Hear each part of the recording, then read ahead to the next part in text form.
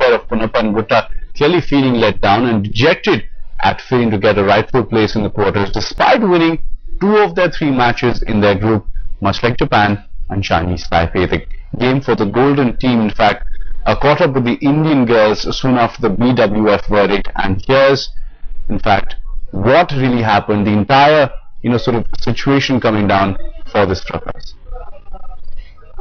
It's disappointing. I thought that we lost around points, and I thought BWF would look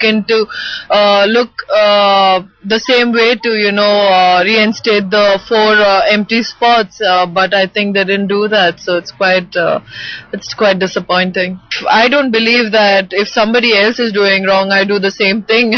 I would probably try and protest it or try to correct it. I would never ever dream of doing something like this, because when we get onto court, whether you play any event and no matter who you're going to face later on, I always feel that you go there, every player goes there to win their matches, and if you want to be an Olympic champion, beat the Olympic champion or the world #1 in the first or the last round. It's the same thing. Players like us get affected and they don't realize that, and they themselves were players earlier, and I'm shocked at their the kind of things they're doing. So I feel like they purposely lost, because otherwise there's no way that they would have actually lost against Chinese Taipei. And since they lost, they came second, and they get to play Denmark instead of China, who came second in their group.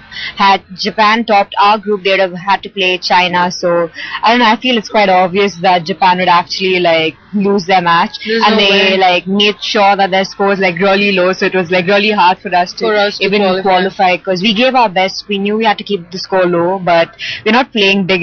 Everyone's worked really hard, and no one gives you free points. So we tried our best, we gave it our best shot, but that's all we could do.